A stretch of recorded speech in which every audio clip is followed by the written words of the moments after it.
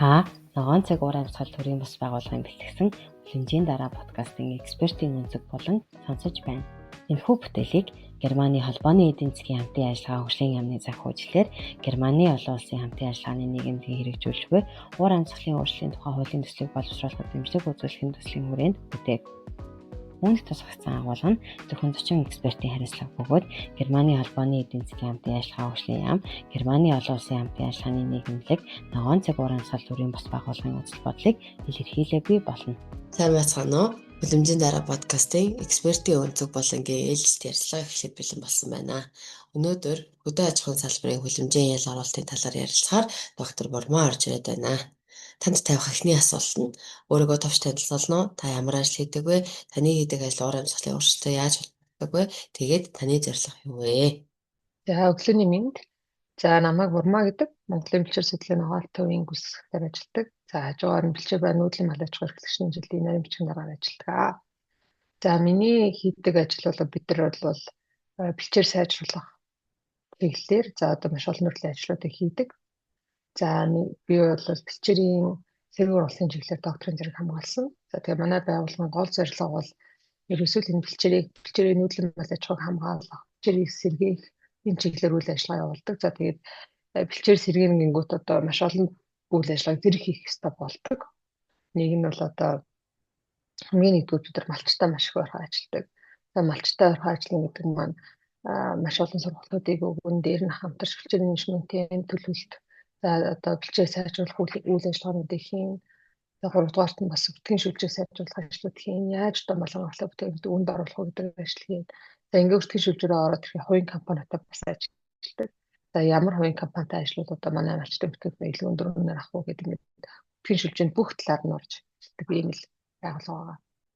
За өөрийгөө танилцуулсан танд баярлалаа. Таны ажлын салбарт уур амьсгалын өөрчлөлттэй холбоотой хамгийн тулгамдж буй асуудлууд юу вэ гэдэг дараагийн асуулт байна. Бид нар энэ асуултаараа экспертүүдээ 3 хүртэлх асуудлыг гаргаж тодорхойлохыг хүсэж байгаамаа. За тэгэхээр манай хөдөө аж ахуйн салбарт бол уур амьсгалын өөрчлөлт юу тохиолдож байна гэхээр нэгдүгürt бол дулаар л явагдаж байна тийм. Монгол орн бол температур бол 2 орчим градусаар дулаараад байна гэдэг тоо баримтууд бол байна. Тэгээ юуныг дагаад одоо манай хурд үндсийн өөрчлөлт бороо бол одоо тэгж дээр их шиг сайхан ингэж надад жарах болсон. Маш одоо хүчтэй ордог болсон гэдэг өөрчлөлтүүд байна л да. За бас одоо уур амьсгалын өөрчлөлтөөс гадна малын тодлогоо өсөлт бол сүүлийн жилүүд эрчимтэй өсөж байгаа шүү дээ. За ингээд малын тодлого өсөд ирэнгүүт энэ хоёр фактор ч хоёулаа зэрэг нөлөөлөд эхэлж байгаа бэлчээрт.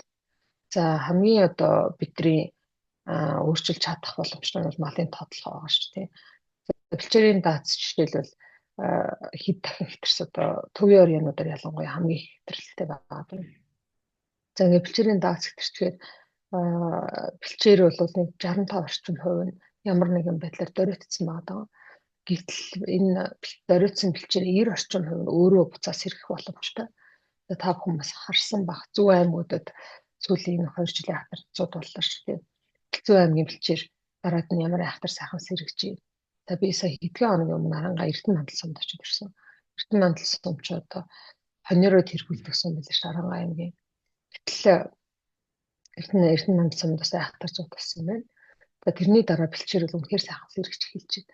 Тэгэхээр одоо бид нар малын тодлохыг тодорхой төвшөнд ханаж зүйл одоо манайг чанарчуулаад тэрийг яг бизнес утгаар нь хараад ирэх юм бол Монголын бэлчээрийг сэргээх боломжтой байна. Дээр нь одоо уур амьсгалын өөрчлөлтөнд тасан зохицох боломжтой байна л гэж харж байна. За салбарын асуудлуудыг ярьсан танд баярлалаа. Дараагийн асуулт нь энэ асуудлын хамгийн оновчтой шийдэл таны бодлоор юу вэ? За тэгэхээр бид нар бол хамгийн оновчтой шийдэл нь гэхээр яг дан ганц бид нар малчин өөрөө хувь юмж байгаа шүү дээ. Тэрийг ингээд одоо малчтад бууруул гэж бид хэлэх бол үнэхээр хэцүү. Тэгээ мэдээж бид бодлого хэрэгтэй. Өнгөрсөн жил бол нөгөө малчуурхийн анхдагч холбооны хууль батлагдсан. Энэ хуулиас бид нар нэлээд хүлээлттэй байгаа. За энэ хуулийг батлангууд бид нар хамгийн түрүүнд манай байгууллага одоо манлайлаад 11 анхдагч холбоо байгуулчаад байна. Тэр нь юу вэ гэхээр нэг нутаг усныхан одоо нэг бэлчээр ашигладаг хүмүүс маань тэр холбоо гэдэг нэг байгуулад бэлчээр ашиглах гэрээ байгуулж эхэлж байна. За тэр бэлчээрчлэл гэрээ байгуулчаар энэ ёсондоо бол малчид бэлчээрээ арай гамтай ашиглах. За тэр гадны малчтаас хамгаалах. За дээр нь одоо тэр нутаг усаараа нэгдэж нийлээ тэр уламж тэрхээ баталгаажуулах гэдэг маш олон давуу талууд байгаа байхгүй. За дээр нь одоо бид нар энэ бэлчээрийн мал аж ахуйг ярихдаа бол өртгийн шүлжээгүйгээр эдийн засгийн хөшүүргээр ярих ямарч боломжгүй. За нэг тийм учраас бид нар малын үйлдвэр усыг сайжруулах хэрэгтэй. Сайжруулна гэдэг нь одоо гаднаас ирлийч мал оруулж ирэх бол бас тийм таатай биш байна л да. Яагаад тэгэхээр одоо сүүлийн жилд харж байгаа манай адуу бол маш их ирлийцчлээ шүү дээ. Энэ тхийн одоо төвчл ингэ ирлийцчихсэн. Тэгэхэд хамгийн зодонд ямар одоо жоохон хүүдрээд ирэхээр маш их хэмжээний тэжээл идэж байна. Нөгөө ирлийц адуунууд маань хамгийн түрүү нэрвэгдэж байна. Өнгөрсөн жил манай төсөл хэрэгж байгаа сумдуудаар хэдчил өвөр хангаа, уянга, хөтөлцөөр хамгийн түрүүнд ямар адуу зодонд нэрвэгдэж байгаа гэдэг нь нөгөө ирлийц адуунууд нэрвэгдэж байгаа байхгүй. Тэгэхээр манай өөрөө үйлдвэр хөсөө бол энэ орон нутгийн цагаагаар зогтсон ийм үйлдвэр хөсөө гэдэг юм. Тэрийг одоо нөгөө махны ашиг хэмжээний нэмэгдүүлэх одоо ноолуурын ашиг хэмжээний нэмэгдүүлэх чиглэлээр ажилладаг маш олон эрдэмтэд байна шүү дээ. Тэр эрдэмтдтэй хамтраа сайжруулах нэгдүгээр шаардлагатай. Хоёрдугаар тэр бүтээгдэхүүнийг өндөр үнээр авдаг хүмүүстэй холбож өгөх хэрэгтэй. Ер нь бол эцсийн үндэ бол эдийн засгийн хөшүүрэг байхгүйгээр малын тодлогыг бууруулна гэж ярих ямар ч боломжгүй юм л да. Тэгээ манайхаас бол сүүлийн жилүүдэд бас эдийн брендер ноолуурын өндөр үнээр бууруулж эхэлж байна. За тэгээ ялангуяа манайх сангийн өндөр үнэтэй авдаг нь хэрнээс шүү дээ. Баян хонгорын манай элтэй баялаг хөшөө байна. Одоо UNICEF гэдэг хэлээс орон малын эмчний програмчтай байгууллага гэдэг. Энэ байгууллага бол одоо үнэхээр тэр ниш маркетууд чиглэсэн бүтээгдэхүүнүүдийг баталгаажуулж гаргаж байгаа. За манайх одоо харилцаа нөхцөлчин бэлчээрийн мал аж ахуйн зохистой стандарт гэдэг стандарт байдаг. Тэр стандартыг малчдад нэвтрүүлээд тухайн стандартыг хангасан малчтаас бүтээгдэхүүнүүдийн бусад компанид өндөр үнээр борлуулах ажлыг бол хийгээ явж байна. За тэгээ мөн одоо манай дээр кластерын компаниуд үүссэн гэдэг. Тэр кластерын компаниудаар дамжуулаад бүтээгдэхүүнүүдийн өндөр үнээр авах тийм одоо боломж бүрдсэн. За нөгөө талаасаа бас манай компаниуд маань өөрсдөө гадаадын зах зээл бүтээгдэхүүний гаргах гэсэн шаардлага байдаг. Тэрэн дээр нь бид нар бас хамтраад ажиллаад хаашаа бүтээгдэхүүний одоо борлуулалт өндөр үнээр борлуулах уу гэдэг эргээд нөгөө компаниуд манай малчтаас өндөр үнээр аваад гэдэг. Энэ л одоо хамгийн том хөшүүрэг байна. Энэ л одоо гаргалгаа гэж харж байгаа. Тэгэхгүйгээр одоо бид нар тэр өртгийн шүлжээнд орж байгаа бүх оролцогч талуудыг одоо органик гэдэг юм уу баталгаажсан тийм юмроо оруулж иж бүтээгдэхүүн өндөр үнэтэй болно. Ер нь бол мал аж ахуйч өөрөө бэлчээрийн мал аж ахуй их хүнд ажил шүү дээ. Одоо 1 литр айраг бүтгэхэд ямар их цаг хугацаа, ямар их хөдөлмөр орж иж одоо адууг саах, үнээ саах гэдэг тийм амар ажил биш байхгүй. Одоо дээр нь одоо тэр малыг ингээд 100 тавлаг гэдэг хангана гэдэг. Ингээд ирэхээр бид нар малынхаа бүтээгдэхүүнийг нэг л өндөр үнээр авахгүй бол аюу хэцүү. За манай нөгөө харуул үнд ороод байна, цахаа үнд ороод байна, нах үнд ороод байна. Аюу их шуугдаг штэ. Үнд орохоос өөр арга удаа л ер нь байхгүй гэж юу харж байгаа. Тэгэхээр бусад бүх юм үнэтэй штэ. 1 кг шиг хиттэй байгаа лээ. Тэгэхээр 1 кг харуул өнөөдөр хиттэй байна. Ер нь бол одоо бид нар малчтын гар дээрээс тийм хүнсээ авахтаа бол сэтгэл ханамжтай авах хэрэгтэй юм шиг байна. Дээр нь сая бид нар нөгөө Швейцарын олмод компаниудад орсон. За дээр нь тэгээд хэд хэдэн цааш авахтуудаар ямар боломж байна гэдэг хүмүүстэй уулзаад явсан. Гэтэл бид нар Германы мөнхөнд очихгүй. За тэнд очиод ийм хөдөөж хүн цахын яг одоо манайхаар бол тийм фирмэд малчтан зориулсан цахын юм л да. Тэр нь хотоос ингээд татваргүйгээр тэр талбай гаргаад өгчдөг юм байна.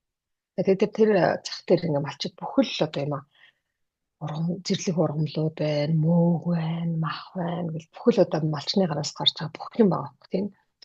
За тэр зарагж байгаа юмнууд дэлгүүрт зарагж байгаа, шүлжээ дэлгүүрүүдэд зарагж байгаа бүтээгдэхүүнээс хамаагүй өндөр үнэтэй. За малчны гаргасан одоо юм нэг юуны ямааны бэслэг гэж байна. Тэр бэслэг жирийн дэлгүүрүүдийн 4 евро байгаа. Тийм 8 евроор зарагч. Хүмүүсийн сэтгхүү өөрөө би заавал тэндээс авах хэрэгтэй гэдэг сэтгүүтэй байдаг юм байна. Би одоо энэ хотод л амьдарч байгаа бол одоо энэ хотынхоо энэ хүдээч хот юм ч хэвээр. Тэр энэ хүдээч хог одоо маш органик бүтээгдэхүүн гарч байгаа учраас тэрийг авах хэрэгтэй гэдэг сэтгүүтэй хүмүүс тэр захаараа илүү үйлчлүүлдэг юм байна. Тэгээд тэрэн шиг одоо манайхан бас хотод байгаа хүмүүс маань ингээд малчд руугаа дайрах биш илүү малчтын малын гаралтай бүтээгдэхүүнүүдийг нь бол миний үүрэг юм а гэдээ бас өөрчлөлт хийх хэрэгтэй байна л гэж бодлоо. Шийдлийг тун тодорхой танилцуулсан танд их баярлалаа. Бидний асуугаагүй таны хэлмээр байгаа зүйл байна уу? Үнийг аваад өнөөдөр ярилцлага тусгая төлөө. Асуултнаар баг хин ярьж байгаа юм. Тэгээ ер нь бол бид нэр эвтэлчээрийн мал аж ахуй ярьж байгаа, хөлбөмбөгийн хин ярьж байгаа. Хөлбөмбөгийн хин дээр манай байгууллага нийлээ хүүхэн судалгаанууд хийсэн зүйлээр ярьж байгаа. Бүхэл байгууллага карбон гэж яриад байсан. Тэгээд бид нар бол илүү судалгаа шинжилгээ, дээр нь тэр судалгаа шинжилгээс гарсан үр дүнгээ нэвтрүүлэх маягаар ажилладаг байгууллага учраас Америкийн Орнодогийн хүрээлэнтэй хамтраад хөрсний карбон болон бэлчээрээс ялгарч байгаа хөлбөмбөгийн хийг тодорхойлох тийм судалгаа хийсэн. За хоёр хөрхнийг тийм нэлээ сүлгийн багцтай болсон. За тэрүүгээр ингэ хэмжээд эхний өгүүлэлээ гаргах гэдэг ингэ ажиллаж байна. За энэ оны сүүлийн бид нар авч болоо гэдэг. Тэр бол бас бид нар нэлээ ихтгэл найдвар өгч байгаа. Өөрөөр хэлбэл бичээр сургах байхдаа нэг эдийн хэмжээний хөлбөмбөгийн хийг шинэ гэдэг юм байна. Дөрөөлт ирэхээр эдийн хэмжээний алддаг юм гэдэг юм болоод ингэ яаж байгаа. За энэ маань юундээ тулгуурлаж байгаа гэхээр бид нар сүүлийн 20 жил хийсэн судалгааны үр дүнд бэлчээрийн төлөв байдал өөрчлөлтийн загвар гэдээ гаргасан. Тэр загвар дээр тулгуурлаад гаргаж байгаа. Тэгэхээр энэ бол одоо нэлээд том тийм барих зүйл болчих болов гэсэн итгэлтэй найдвартай.